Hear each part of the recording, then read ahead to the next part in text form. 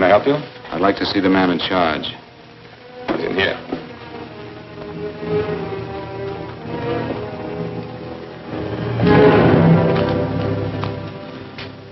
I want to report a murder.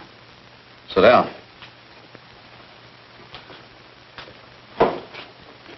Where was this murder committed? San Francisco, last night. Who was murdered? I was.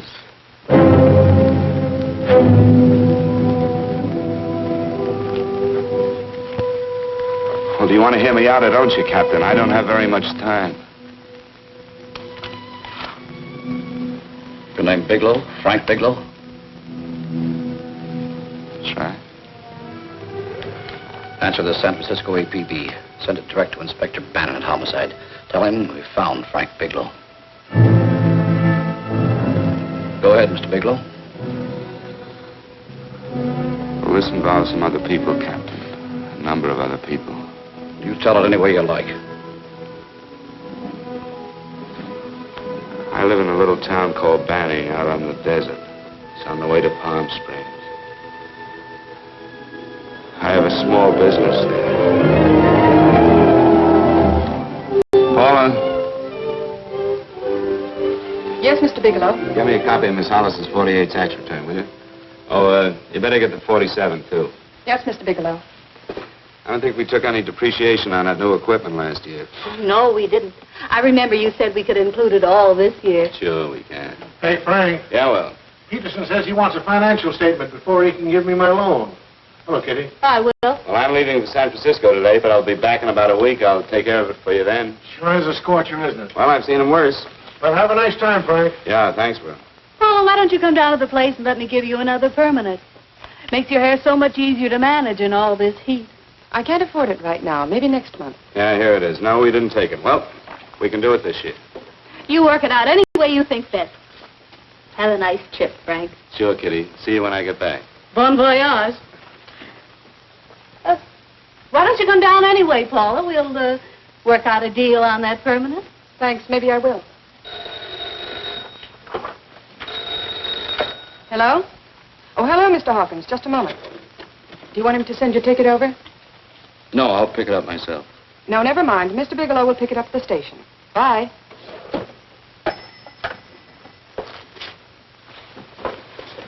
I want to go with you, Frank.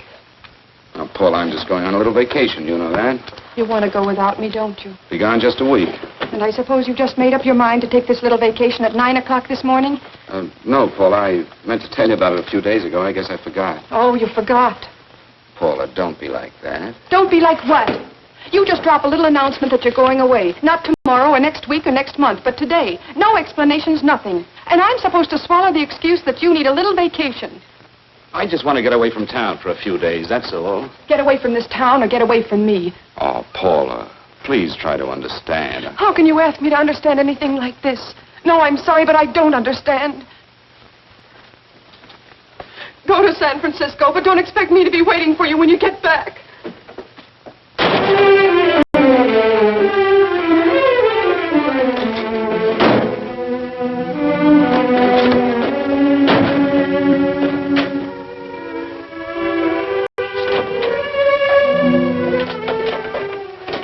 Paula, please, Paula.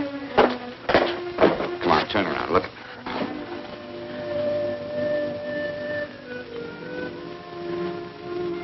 Come here. Why do you do this to me, Frank? Why can't you be honest with me? As honest as I am with you? Do you have to go? I have to go, Paula. I know what I'm doing. All right, go. Go anywhere you like. You can go to blazes for all I care. Paula. Paula. Yes, I know. I'm being foolish. Come here.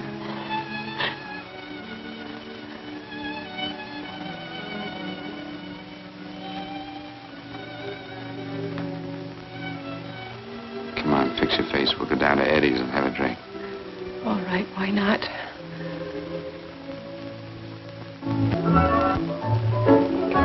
Hi, Paula. Hi, Eddie. Give us a couple of cold beers, will you? Coming up. Hi. Come on.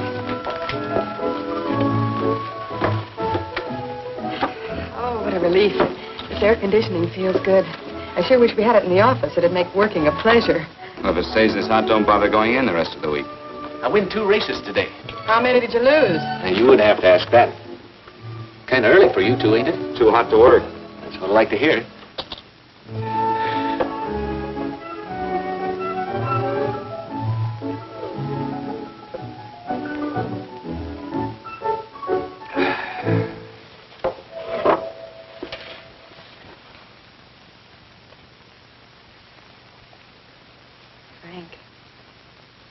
You'll take me with you, won't you? You will, won't you? Or am I crowding you? What do you mean, crowding me? Maybe you do need this week away alone. Maybe we both do. I know what's going on inside of you, Frank. You're just like any other man, only a little more so. You have a feeling of being trapped, hemmed in, and you don't know whether or not you like it. Look, Paula, I'm going to be honest with you. I care too much for you not to be honest with you. I'm as much concerned for your happiness as I am for my own. I know you've had one bad experience, Frank. I know all about it. But you don't know what it can do to 2 people, Paula. And the woman always gets hurt more than the man. I don't want you to get hurt, darling. More than anything in the world, I don't want you to get hurt.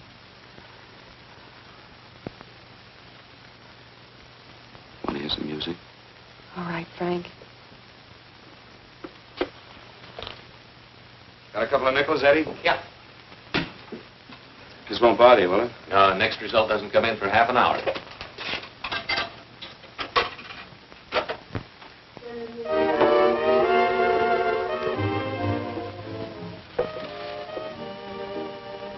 I thought that by now we'd be married. No, I'm not going to crowd you anymore, Frank. Go to San Francisco. I don't like it, but I'm convinced that you must go. I want you to be very sure, Frank. If it's right, and I believe it is, we'll have something really wonderful together. If it isn't, we should both know it as soon as possible. So you see, even if I could stop you, I wouldn't do it now.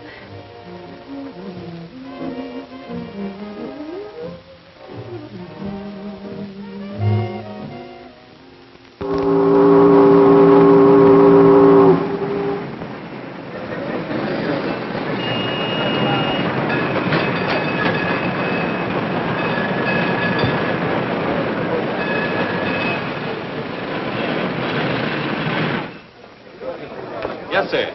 My name is Bigelow. I have a reservation. Yes, sir.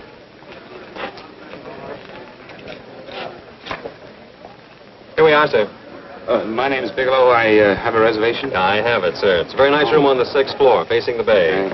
Boy, this might help you enjoy your stay, Mr. Bigelow. It's a little booklet on how to have fun in San Francisco. Oh, thank you. Very welcome, sir. Thank you. Say, is it always like this around here? No, this is market week, and it's the last day, too. Boy, always around until you need him. Oh, 517? Thank you. Here's a message for you, Mr. Bigelow. Long-distance call came in about an hour ago from Banning, from a Paula Gibson. Oh, thank you. Very welcome. Show Mr. Bigelow to 618. Right this way, Slide.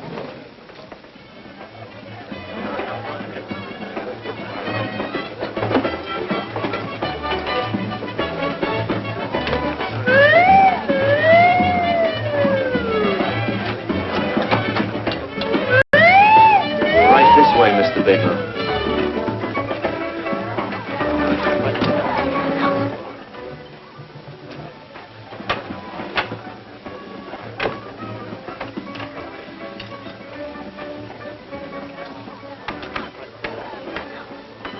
Is there anything else, Mr. Bigelow? Oh, yes, you can get me a dry Manhattan and a package of razor blades. Yes, sir. Thank you. Oh, and you can leave that door open. Hello, operator.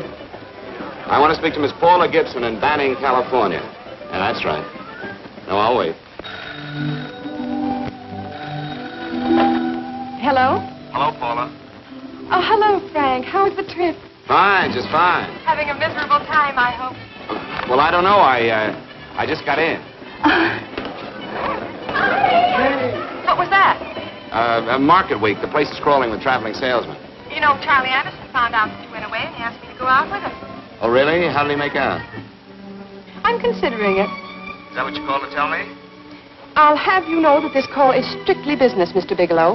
Did a Mr. Phillips phone you? Eugene Phillips of Los Angeles. No. He will. He phoned the office 3 times today. Said that he wanted to get in touch with you immediately. He said it's most urgent and imperative that he reach you at once. What did he want? I don't know. But he sounded deep, dark, and mysterious and quite agitated about something. Phillips, have we ever done any business with him? Not unless you've been keeping it a secret from me. I looked through all the accounts. Why did you tell him you could reach me here? You know I'm supposed to be on vacation. So you told me. And so I told him, dear heart. But the gentleman didn't seem to respect your temperamental moods the way I do. He was very insistent that he speak to you before it's too late, as he put it. Well, tell him you tried to get in touch with me and I've changed my plans and you can't reach me. He won't talk to me. I told him that I was your confidential secretary, but I guess I didn't sound confidential enough. So I told him that he could reach you there this evening. Well, call him back. If it's as important as he says it is, he'll talk to you. Otherwise, he'll just have to wait until I get home. My, aren't we adamant this evening? All right, shall do. And Frank, Yeah? I don't quite know how to say this. Say what? Well, what I want to say is that there's nothing you can do that you ever have to feel guilty about. Oh. Sure. Thanks, Paula. I'll call you tomorrow. Right.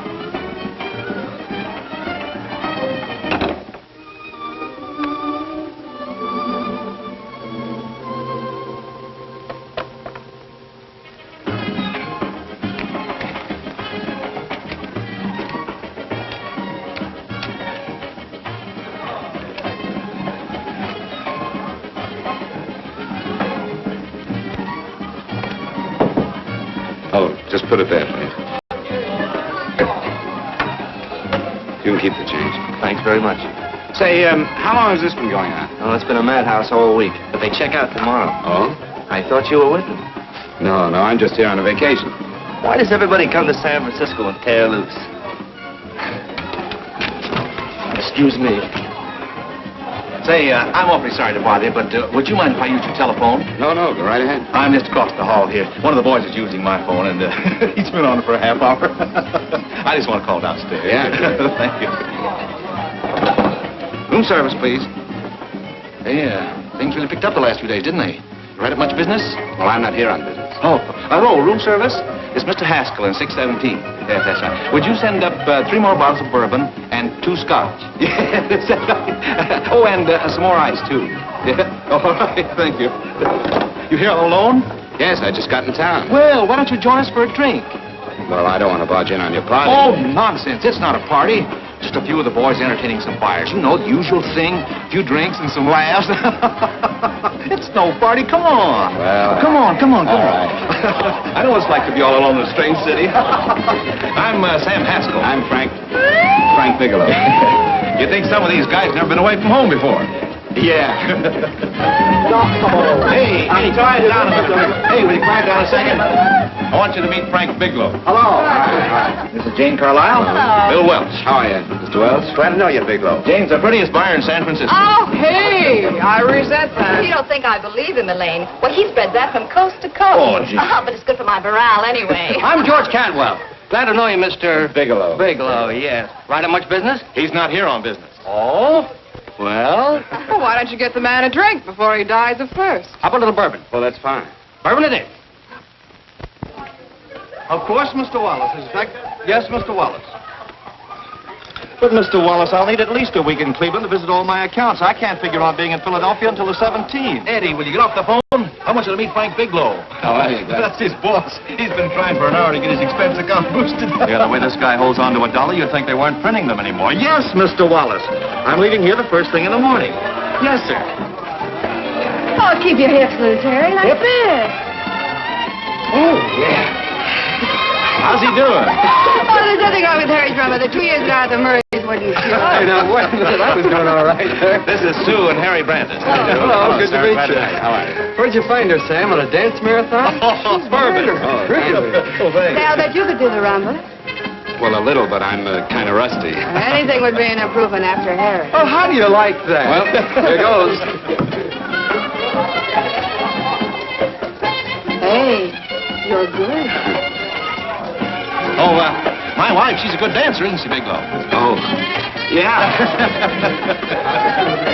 Fellas, I thought you were going to show us a good time tonight. Is this doing the town? That's right. We practically bankrupt our stores to buy everything you've got. Then you keep us in this hotel room. I agree. This is my last night to howl before I go back to being a dutiful housewife. Well, it looks like we're stuck, boys. This is where we blow all our commissions in one night. And you're coming with us, Bigelow. Oh, no, thanks. You run along. I've got to get unpacked and have dinner. Oh, no, you're not going to get away from me. Now that I found a man who can dance, I'm going to hang on to him.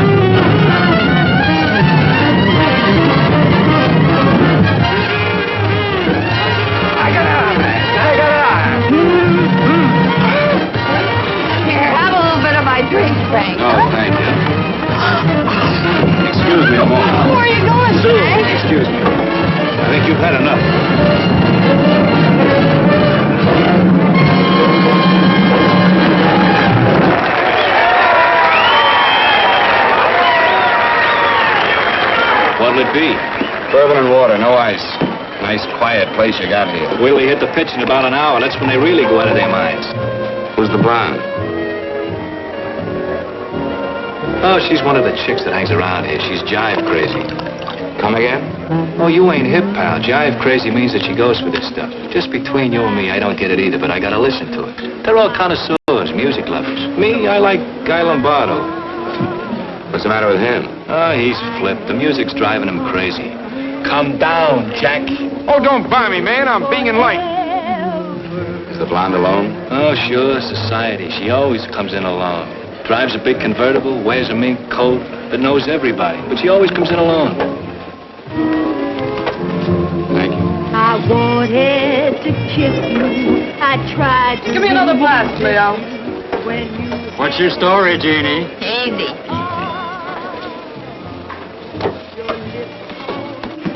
Hello. Easy. Dig the fisherman. Oh, that's really silk, isn't it? Can I buy you a drink? Sure thing. Give me a glass, Leo. Leo, I left my glass at the other end of the bar.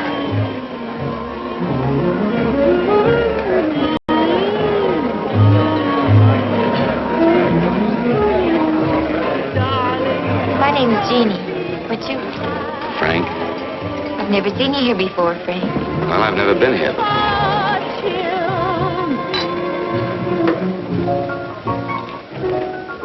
This isn't mine. Mine was bourbon. Well, sure it is. You saw me pour it. Give me a fresh drink. Anything you say. Oh, listen to that piano. Feel those vibrations. You don't get your kicks out of this, do you? I can live without it. Why do you stay here? I don't know. I bet I know. You're lonely in a big city. Why, you don't have to go into a routine with me. I like good company, too.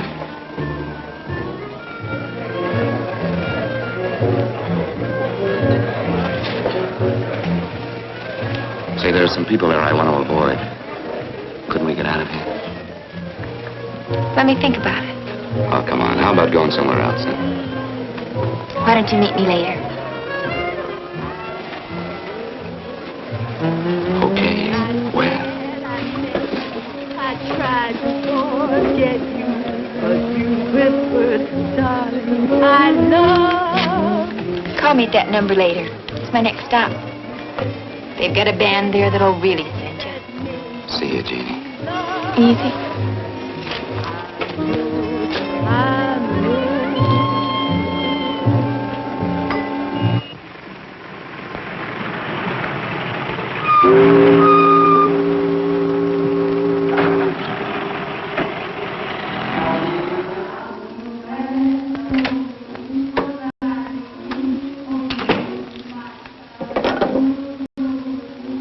Never mind, operator.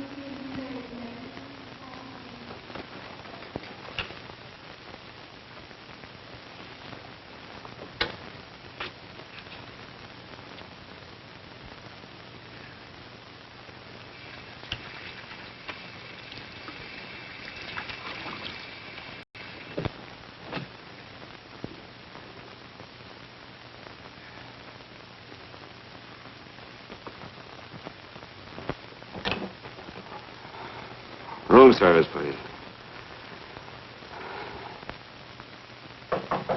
Come in.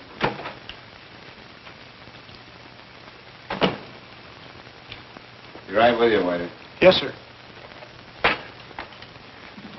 Rest well, sir? Yeah, sure. May I? Go ahead. It's on there for you. Thank you, sir. Would you like anything else? Oh, thank you, that's all. Waiter, Yes, sir. take this away. Is there anything wrong, sir? No, just take it away. I don't even want to look at it. Are you all right, sir? Yeah, sure. All right, I just had too big a night, I guess, that's all. Need some fresh air. Of course. Thank you, sir.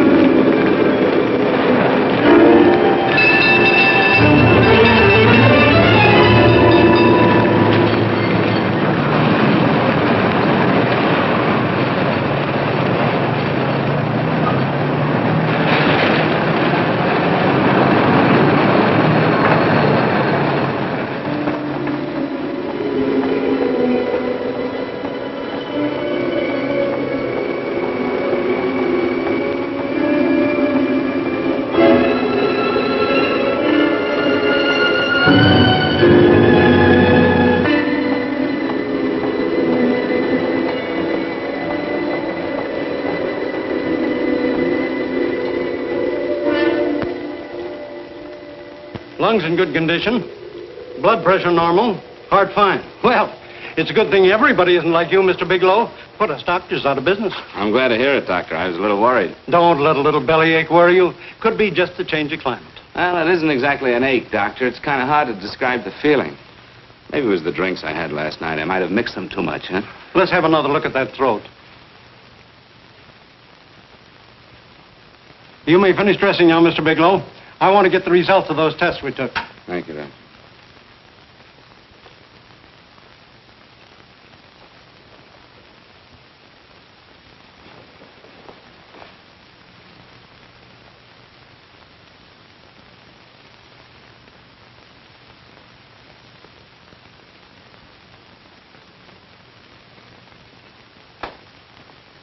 Mr. Bigelow, this is Dr. Schaefer.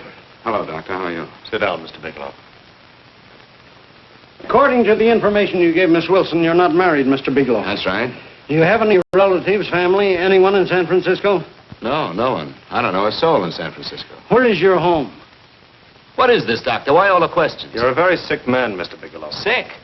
But you told me I was in good shape. Yes, I know. But my preliminary examination didn't reveal your true condition. You sound as if it's pretty serious, Doctor. It's extremely serious. I want you to understand that we wouldn't tell you something like this unless we were absolutely certain. Well, of course, of course. You must steel yourself for a shock, Mr. Bigelow. Well, go on, Doctor. What is it you're trying to tell me? Our tests reveal the presence in your body of a luminous toxic matter. What is that exactly? A poison that attacks the vital organs. Poison? We have no alternative but to tell you this. Your system has already absorbed sufficient toxin to prove fatal. I wish there was something that we could do.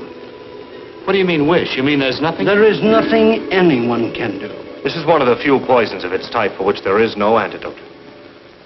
Well, this is fantastic. This is the most ridiculous thing. You don't have very long. What do you mean? A day, possibly a week, 2 weeks at the outside. It's hard to say exactly. Oh, this is impossible. I don't believe it. You've made a mistake. That's it. It could be a mistake, couldn't it? You have made a mistake, haven't you? Answer me. Dr. Schaefer is an authority on toxicology. Been no mistake, Mr. Bigelow. Do you realize what you're saying? Well, you're telling me that I'm dead. Do you think you can explain my life away in just a few words? Why, I don't even know who you are. Why should I believe you? You must calm yourself, Mr. Bigelow. We want to offer you every assistance that we... Assistance? Who wants your assistance? Who wants anything from you? You're nothing but a couple of phonies. Why, I think you're crazy. That's it. You're crazy. The both of you. You're crazy.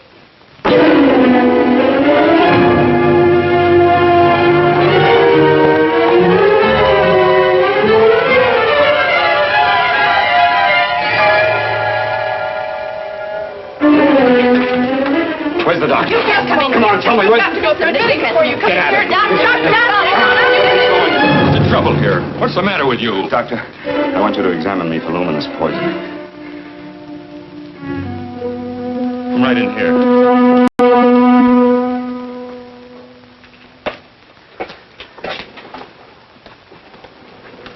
Yeah, you've got it all right. Your system has already absorbed it. Are you sure, Doctor? Are you absolutely certain? Couldn't there be some mistake?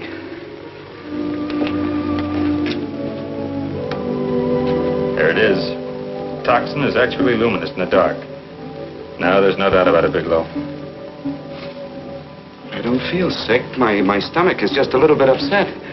Maybe it's not as bad as you think, Doctor. That's characteristic. With a heavy jolt, you go suddenly in a matter of hours. But if the stuff is taken in a lesser degree, you last a while, and then...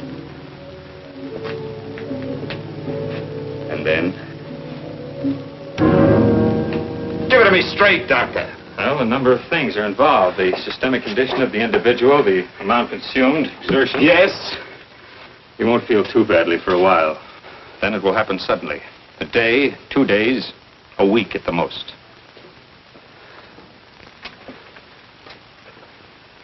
A day? 2 days? There's nothing that can be done now. If it had been caught in time, your stomach could have been washed out. But you've had it in you for some time now. For at least 12 hours, haven't you, Bigelow? I don't know. You don't know? No. Don't you know how you got it? No. This is no accident. Somebody knew how to handle that stuff. That wax is tasteless, odorless. The amount of alcohol in your body, you must have got it in liquor. I was drinking last night. Arrange for your admission to the hospital immediately. Of course, I'll have to notify the police. This is a case for homicide. Homicide? I don't think you fully understand, Bigelow. You've been murdered.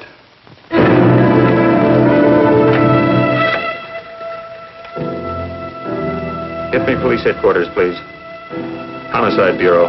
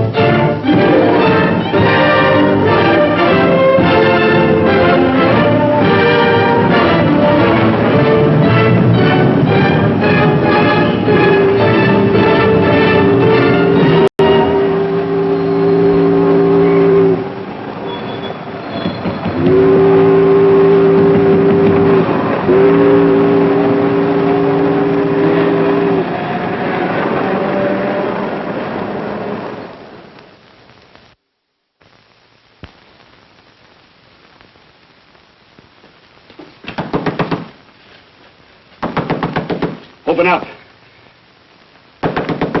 Open this door, I tell you. Open it up or I'll break it down. Where are those men? Where are those men who were here last night? I don't know. There are no men here. Please go away. Don't lie to me. Where are they? Mister, this lady just checked in. Those men aren't here no longer. They checked out the hotel early this morning. Checked out? Please go away. I'm sorry. I'm terribly sorry.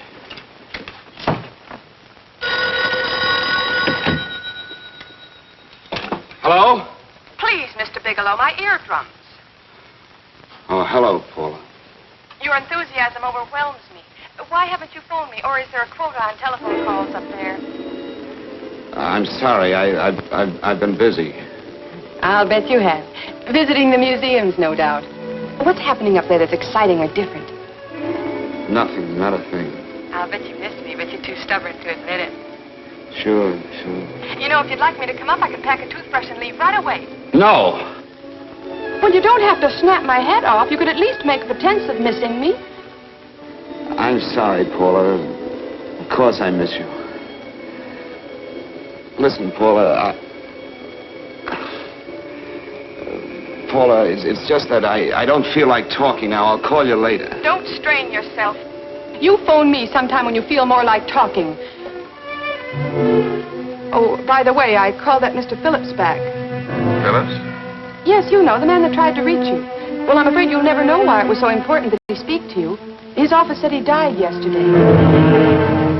Frank, are you there? Did you hear me? Die? When? Yesterday. So you won't have to bother your little head about him anymore. You can just go ahead and have fun. Paula, what did he die from? Do you know? I suppose he died from whatever people usually die from. Well, didn't they tell you? Don't you know? What are you getting so excited about? You said you didn't even know the man. Listen, where's his office located? What difference does it make? You can't talk to him now. I told you the man's dead. Paula, will you stop talking so much and tell me where his office is? All right. It's the Phillips Importing and Exporting Company, Bradbury Building, Los Angeles. Bradbury Building, Los Angeles. That's right. Say, this is really a switch. Listen, if you want to reach me, I'll be in Los Angeles. Are you out of your mind? I'm sorry, Paula. I've got to hurry. Wait a minute. Where in Los Angeles? The Allison Hotel. Goodbye, Paula.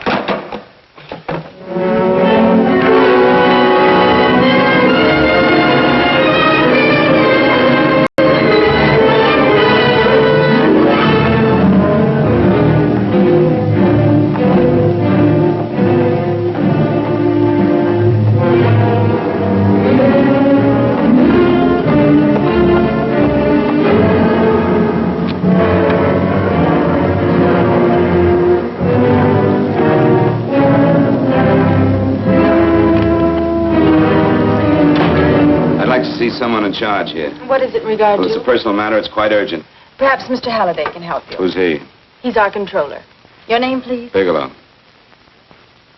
Mr. Bigelow to see you. Send him in. Go right in, please. That door.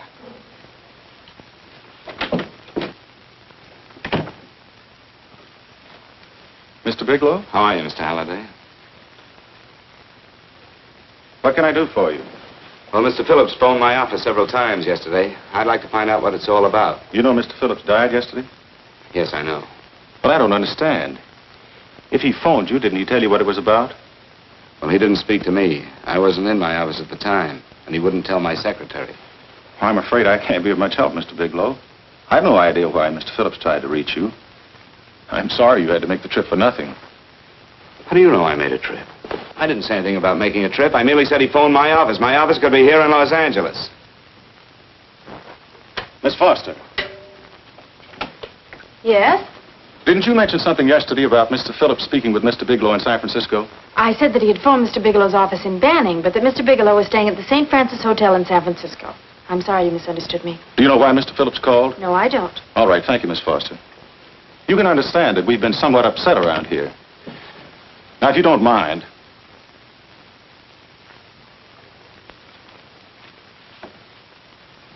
Did Mr. Phillips have a wife, family, anyone that could help me? you can't intrude on people at a time like this just to satisfy some curiosity. It isn't just curiosity. Then I suggest you wait a week or so. I can't wait. Well, I'm sorry you'll have to. Well, there's always a phone book. You're a pretty aggressive fellow, Bigelow. Are you quite sure that this is as important as you make it appear to be? It's important. Mrs. Phillips lives at the Sunset Arms Apartments. Thank you. I needn't tell you she's under a strain. I suppose you're capable of using a little more tact with her than you demonstrated with me. I think I can handle it. By the way, what was the cause of Mr. Phillips' death? Suicide. He leaped from the balcony of his apartment. Thank you.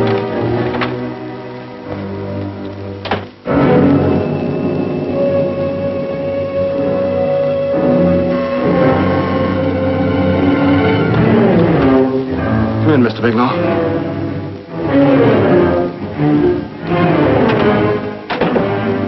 I'm Stanley Phillips, Eugene's brother. Halliday phoned that you were coming.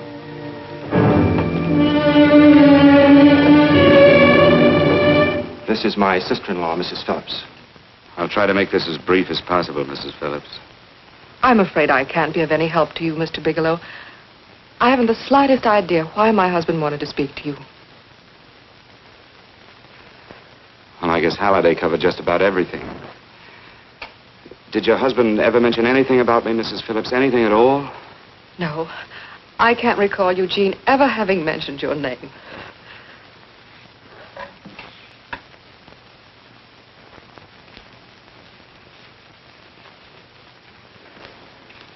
I hate to ask you this, Mrs. Phillips, but it's of vital importance to me. Do you know why your husband committed suicide? Oh. You're certainly not the most diplomatic person in the world, are you, Bigelow? Were you a friend of my brother's? I never met him.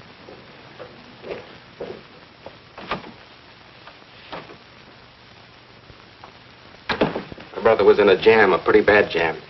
He was arrested 2 days ago. He sold some iridium to a dealer by the name of Majak. It's a very rare metal, very costly. Anyway, the iridium turned out to be stolen. He was released on bail yesterday, but he faced a pretty stiff prison term. Men have committed suicide for less. Yes, I know. That's how the police feel about it. What puzzles me, though, is this crooked deal. Knowing Eugene, you wouldn't say he's the type of man to be mixed up in anything like that, now would you? I told you I never met him. That's right, so you did. Now, what's this all got to do with you, Bigelow? I don't know. Let's come clean with each other, Bigelow. Surely you must have some idea why my brother was so desperate to contact you. I have no idea. That's odd. Then how could it be of such vital importance to you? Well, you seem to know the answer to everything else. Maybe you know the answer to that one, too.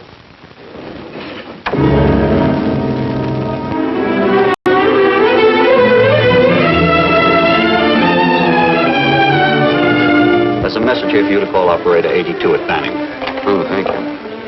Show Mr. Bigelow to room 821. Say, would you have the operator put this call through to my room right away? I'll take it up there. Thank you. Hello, operator. Yeah, I'll call you if I need anything. Thank you, sir. Hello, Paula? Well, Sinbad, I'd just about given you up for lost. Do you mind telling me just why you rushed down to Los Angeles? I can't explain it to you just now, Paula. I just can't explain it. What's going on, Frank? You don't even sound like yourself. Well, I'm just a little tired, Paula, that's all. But I miss you. Oh, Frank. I can't tell you how good it is to hear you say that. And here I was worrying that I'd lost my charm. When are you coming home, Frank? Soon, Paula. I'll be home soon. I'll go right out and get myself a permanent so I'll be pretty when you see me. Hey, guess what? I found that Phillips name in your notarial ledger. Notarial ledger? Yes, of all places. I remember now I made the entry myself. You had notarized a paper one morning before I came to work. What kind of paper was it? A bill of sale for a George Reynolds made out to Eugene Phillips of Los Angeles. So you see, I was right. We hadn't done any business with Phillips, only indirectly. What was the bill of sale for? A shipment of iridium, whatever that is. Iridium.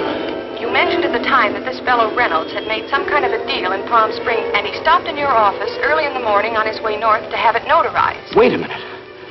Wait a minute, George Reynolds. That was about 6 months ago, wasn't it? That's right, 6 months ago. Thanks, Paul. Oh, goodbye. Goodbye. Hello, operator. Get that number back for me.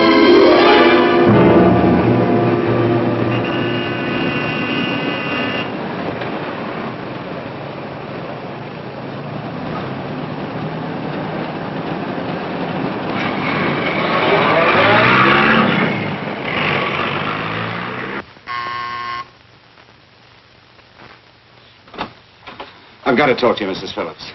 Please, go away. I want to be left alone. But I found out why your husband wanted to see me. It was in connection with a bill of sale. Come in. Thank you. What do you know about a man named George Reynolds? George Reynolds? Yes. Why, that's the man my husband claimed sold him the iridium. And what did Reynolds claim? Reynolds disappeared. Yes? About 2 months ago, my husband grew suspicious that something was wrong. Since then, he tried in every way to locate Reynolds, but could find no trace of him. But I don't get it. Your husband could have proved he made a legitimate deal by showing the bill of sale he got from Reynolds. Then there was a bill of sale? Yes, of course there was. My husband swore there was, but at the time of his arrest, he couldn't find it. It was mysteriously missing.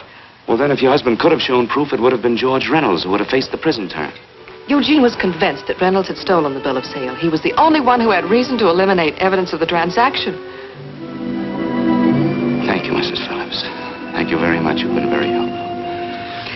Oh, if you'd only come sooner, Mr. Bigelow. My husband might be alive today. I know.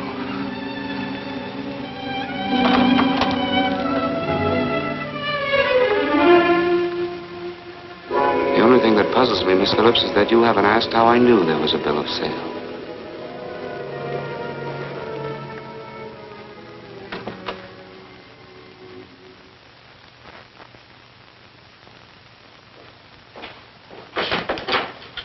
Mr. Holliday isn't in. He should be back shortly. I think you're the one who can help me, Miss Foster. Mr. Phillips tried to reach someone else before he called me yesterday, didn't he? Why don't you ask Mr. Holliday? Obviously, Mr. Holliday wasn't here yesterday, or he wouldn't have had to learn from you that Phillips called me. And you're the logical person to know who else Phillips called. I don't believe that's any of your business, Mr. Bigelow. Don't think you're revealing anything confidential, Miss Foster. I know that he tried to reach somebody else. Mrs. Phillips told me. You're bluffing, Mr. Bigelow. I don't know what you're after, but you're trying to trick me. Mrs. Phillips didn't tell you a thing. How do you know that? Mrs. Phillips knows nothing about it. She doesn't. Well, why wouldn't she? Wait a minute.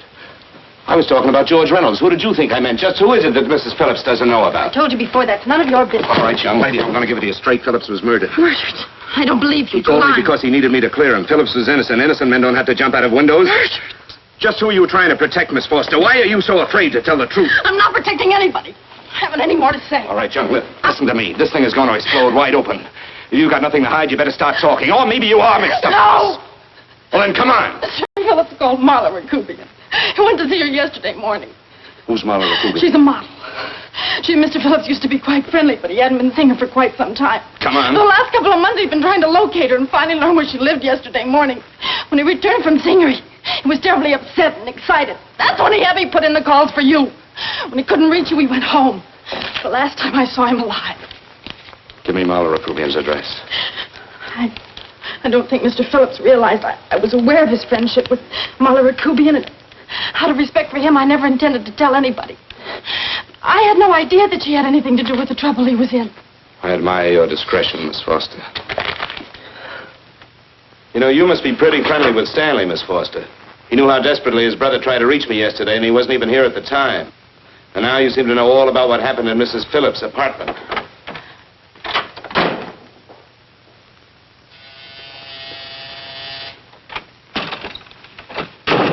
Miss Rakubian? Yes? What do you want? Get out of here or I'll call the Go police. ahead, call him. Oh, go ahead, call him. Going on a trip, huh? Yes, going away for the weekend. Sailing for Buenos Aires tomorrow, some weekend. I'll send you a postcard. Now get out of here. Who are you going with, George Reynolds? Never heard of him. I suppose you've never heard of Eugene Phillips either. Just who are you? What do you want? Never mind who I am. Where's Reynolds? I told you I don't know him. Now will you get out of here and leave me alone?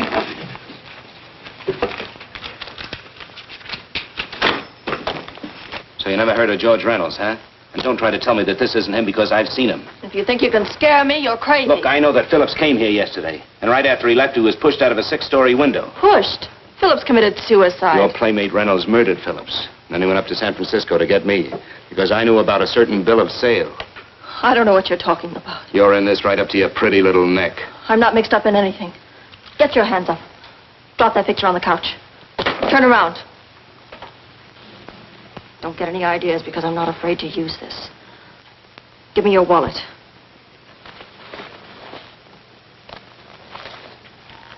Frank Bigelow, Hotel Alex. All right, now where's Reynolds? I don't know. I don't know where he is. Is that what you told Phillips yesterday? I told him exactly what I'm telling you. I haven't heard from him in months. Yeah? You're mighty careful of the picture of a man you haven't heard from in months. What does the Ray stand for? It was a pet name. Do you mind? Oh, it sounds very cozy, Miss Rakubian. You and Reynolds call each other pet names while you make a sucker out of Phillips. Phillips made the deal because he wanted it. Yeah? I'll bet you weren't above using what it takes to help make him want it. Who's paying for this trip? I am. Really? A first-class trip to Buenos Aires on a model salary. Don't make me laugh. Since you and Reynolds aren't seeing each other anymore, you don't mind if I keep this to you? If I were a man, I'd punch your dirty face in. You know, I really believe you would. Oh, I almost forgot. Your tickets. Don't be surprised if I'm there to see you off.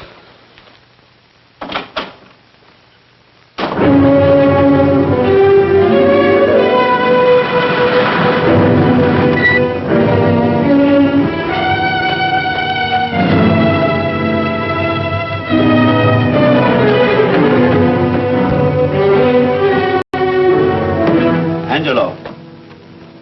Angelo! Angelo. Do you remember taking this picture of George Reynolds? I take so many pictures, I can't remember them all. This gentleman is a friend of his and would like his address. We have no card on him. I don't think we ought to do that. He's willing to pay $20 for it. That's the paper we used last year. Of course, you understand, we usually don't give out the information about our clients. I know, you're a couple of high-class fellas. Thank you. Revealing anything confidential is against the ethics of our establishment. That's right. Honesty is the best policy. Of course. But in your case, inasmuch as you're a personal friend of Mr. Reynolds... Thanks. I knew you'd come through. Got it.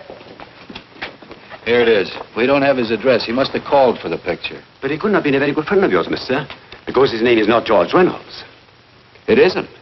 Well, what is it? It's a... Oh, huh? Oh. Yeah. It's Raymond Rakubian. Rakubian?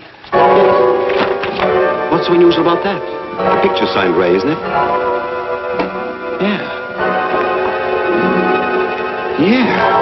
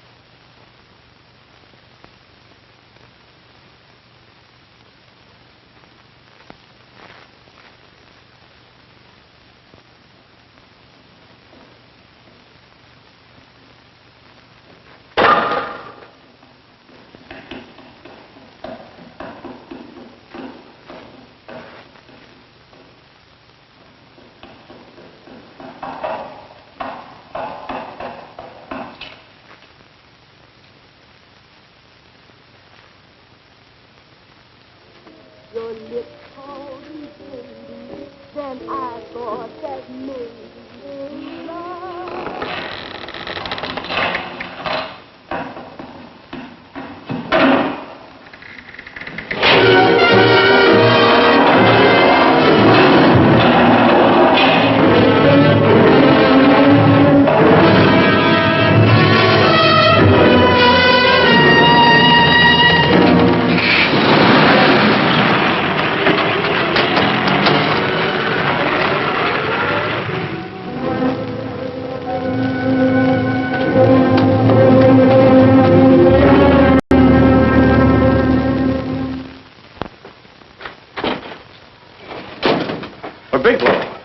Are you all right? Can I get you anything? No, thanks. Do you know this man? No. No, I don't think so. Are you sure you've never seen him? I'm quite sure. Does the name Raymond Rakubian mean anything to you? No, I never heard of him. Why? He also uses the name George Reynolds. This is Reynolds? That's right. Well, where can we find him? That's what I want to know. Tell me something, Halliday. You're the controller here. How come you didn't know about that bill of sale? Phillips made that deal before I came to work here. Yeah, but you still keep records, don't you? For some reason, which is none of my business, Phillips preferred to keep that among his personal papers. Now, does that answer your question? You came in here today asking for some information that you needed, and I tried to be as cooperative as I could. But now you're beginning to annoy me. So get out before I throw you out.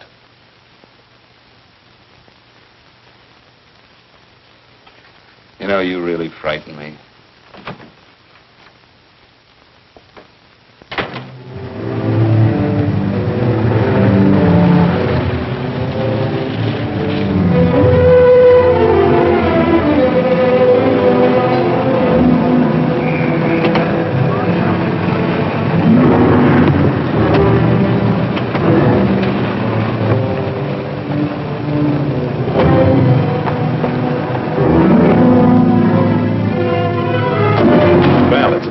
showed up, Bigelow.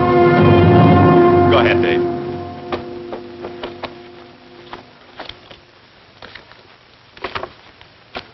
Real cute, ain't you, Bigelow? Just real cute. Marla didn't lose much time getting a hold of you guys, did she? Shut up. Let's go, Bigelow. Look at him. He can't take it. Soft in the belly. You do that again and I'll kick your face. Lay off, Chester. Cut it out. Shut up! Who asked you? Better let him answer. The clerk might know he's in. Go ahead, Bigelow.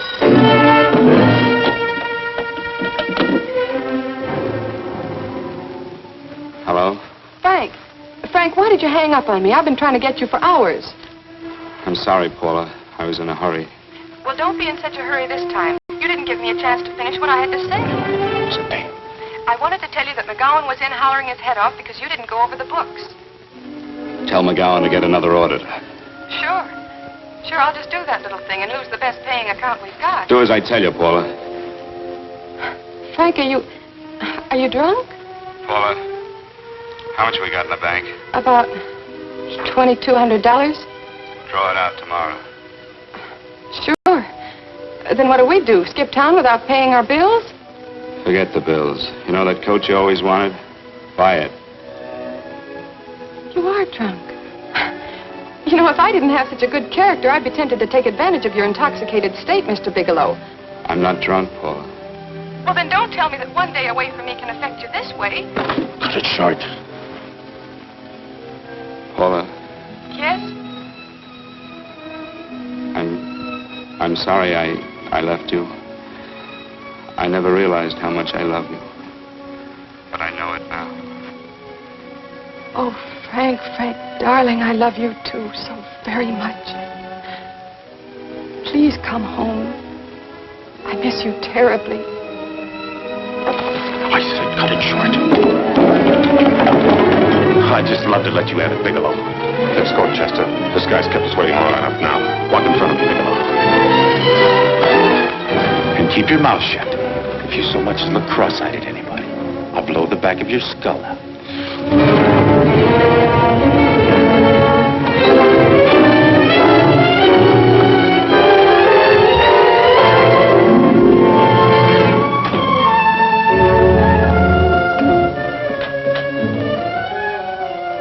Bigelow's real cute. He wanted to get tough with Chester. He don't know Chester. Did you get the picture? Don't I always get what Mr. Majak sends me after? Majak? That's right. I'm the dealer who bought the iridium from Phillips. I get it. You have Rakubian unload stolen stuff on Phillips with the help of Marla here, and then you buy it back from him. Oh, you certainly made a sucker out of Phillips. What is it, Mr. Bigelow? Exactly what is on your mind? I'm looking for Raymond Rakubian. What? Well, now, Marla here has told you everything else. I'm sure she must have told you that, too. You don't expect me to believe this conversation. So, what is on your mind? I mean, underneath. You forced your way into my affairs, and now I want to know why. I just told you. I'm looking for Raymond Rakubian. Don't get cute. I'm just itching to work you over. Soft in the belly. Can't take it. See what I tell you?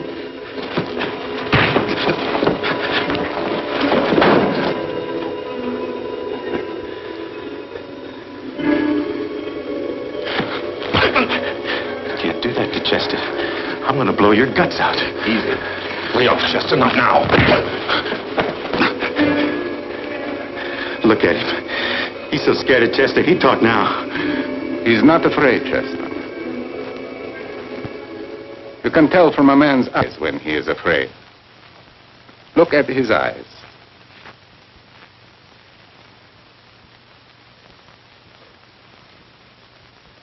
Oh!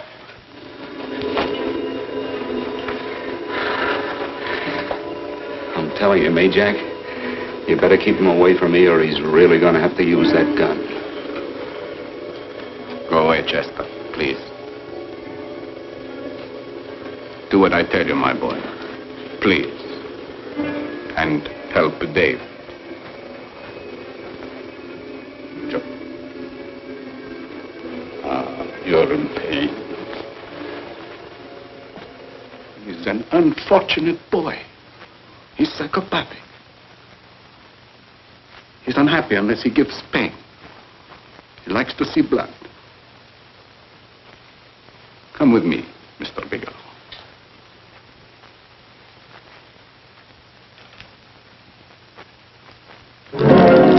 Raymond Rakubian was my nephew. He could not possibly have tried to kill you. He's been dead 5 months.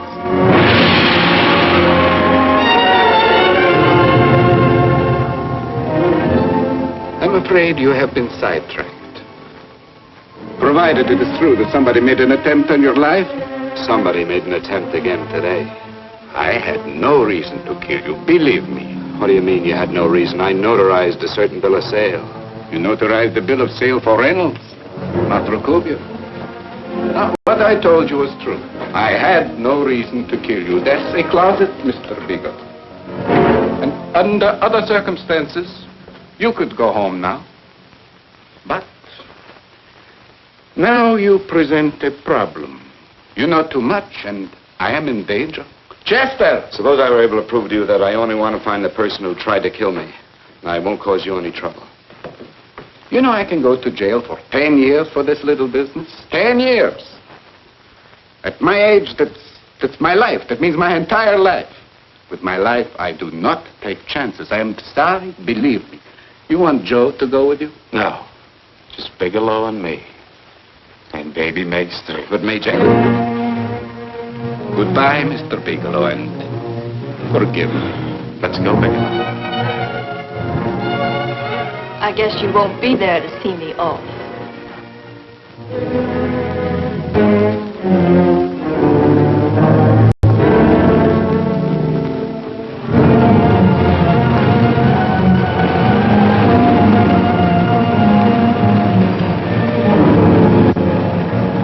You tried to make a boob out of me in front of Major.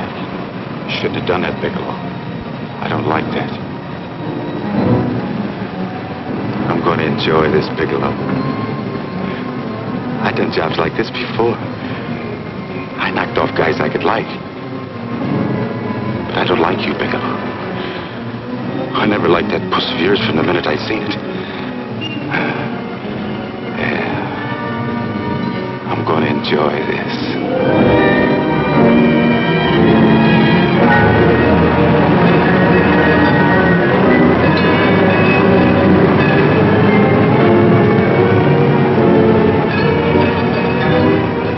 Scared yet, are you, Bigelow? But you'll be scared. Good and scared. I think I'll give it to you in the belly. You don't like it in the belly?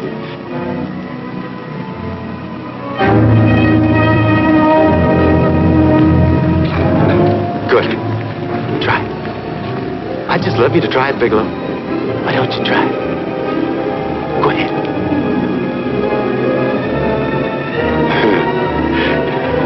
Didn't have the nerve, did you, Bigelow? I think I'll give it to you right in the belly.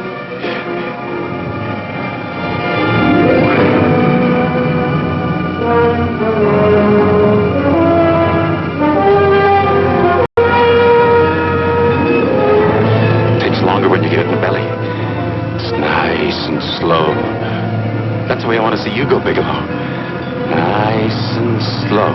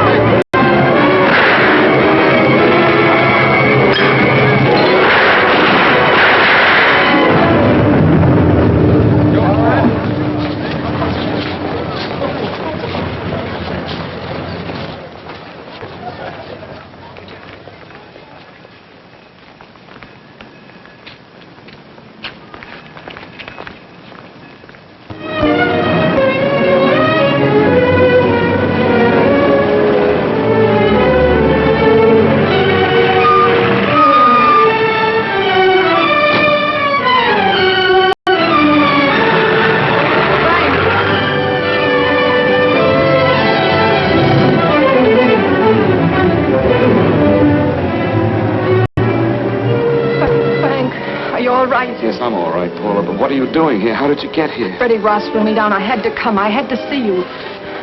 You shouldn't have come, Paula. You shouldn't have. What is it, Frank? You're in some kind of trouble. I know it. Look at you. You're a sight. Your clothes look as if you've slept in them. Are you ill?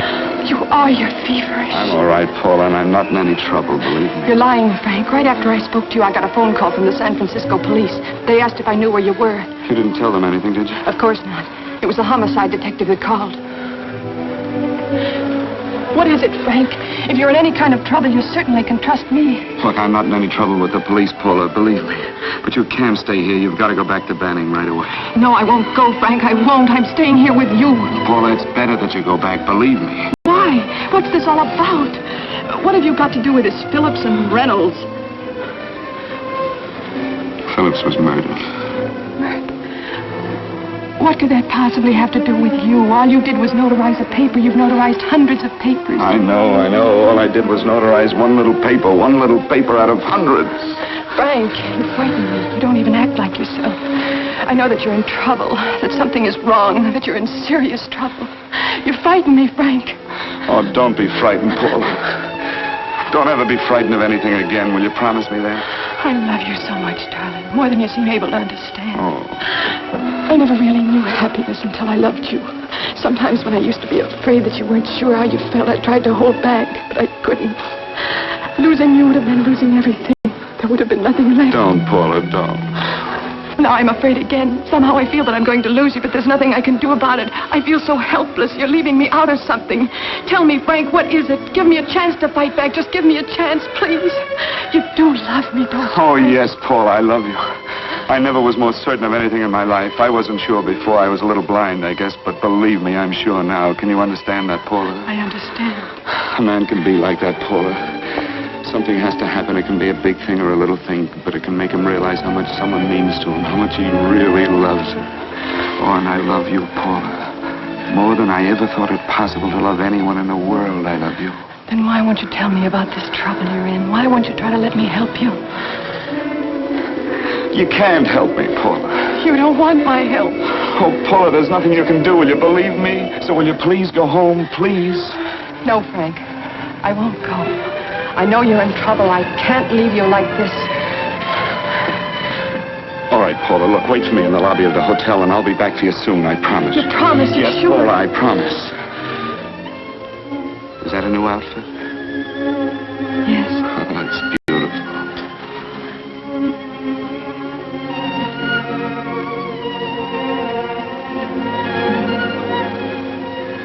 You'll come back to me, won't you, Frank? Yes, Paula, I'll come back, I promise. Please hurry, darling. Oh, I love you. I love you, Paula.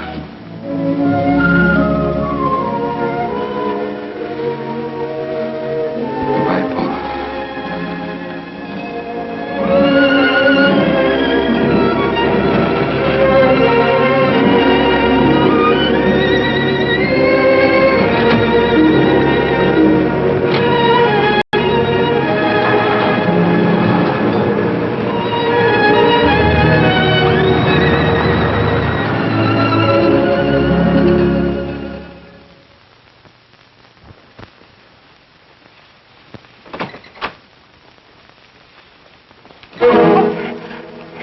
Stanley here?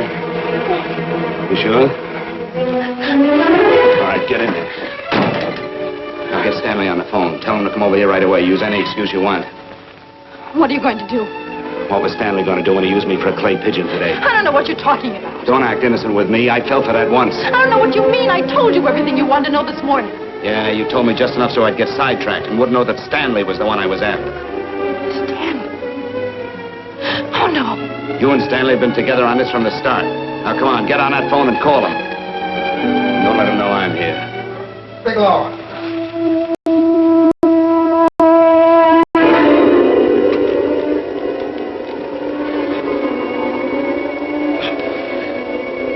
You've been sidetracked, all right. But it was the poor bereaved little widow who did it. We're supposed to have found this letter this afternoon. It's in my brother's desk at the office. It's postmarked 2 years ago. It isn't exactly the kind of a letter that a married woman gets from a casual friend. I'm sure my brother wasn't aware that they were so well acquainted when he hired Halliday. What's the matter with him? He hasn't felt right since dinner. Where did he have dinner? At Mrs. Phillips' apartment. Halliday was there, too, and Stanley confronted them with that letter. Do you have anything to drink? Yes, why? How long ago? Half an hour ago, just before I came here. Miss Foster, get on the phone, call the emergency hospital. Have them get an ambulance over here right away. What? Tell them to prepare a stomach wash for luminous poisoning. Luminous poisoning? Go on, do what I tell you. You may still have a chance to save his life. Go on!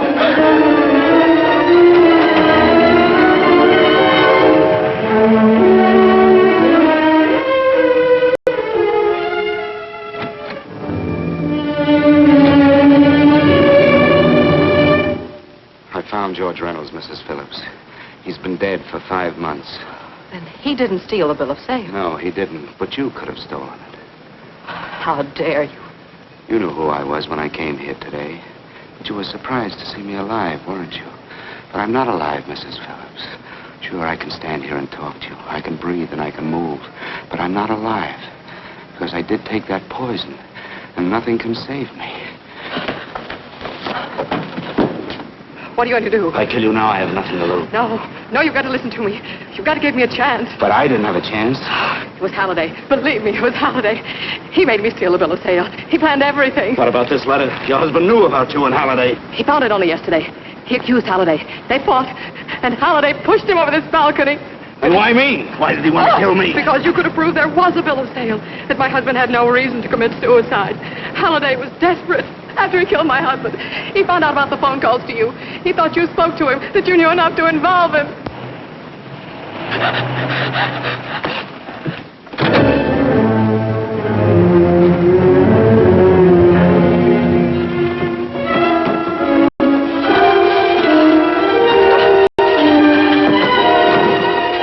Where's Halliday?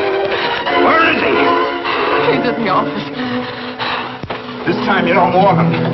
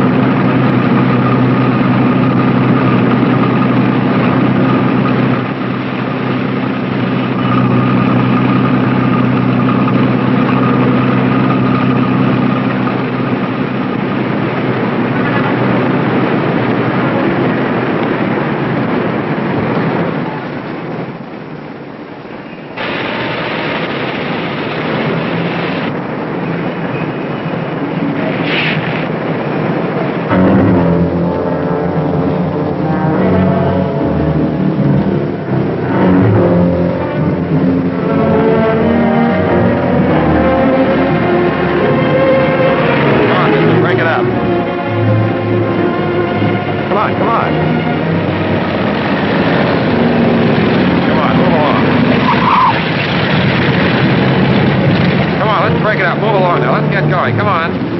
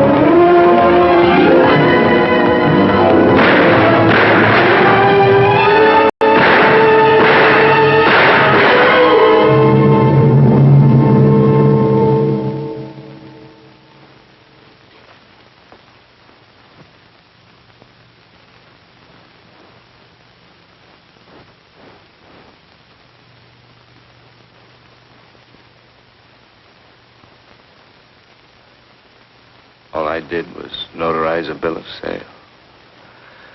But that piece of paper could have proven that Phillips didn't commit suicide. He was murdered. And that's why Halliday poisoned me.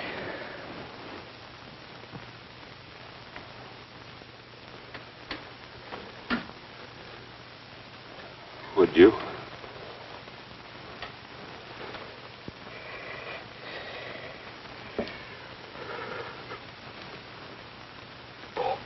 Paula.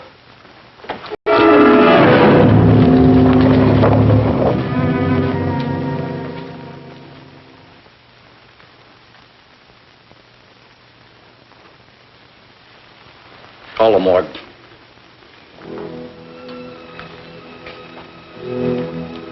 Johnson, you go to the Allison Hotel, find Paula Gibson. Don't tell her anything. I'll break it to her.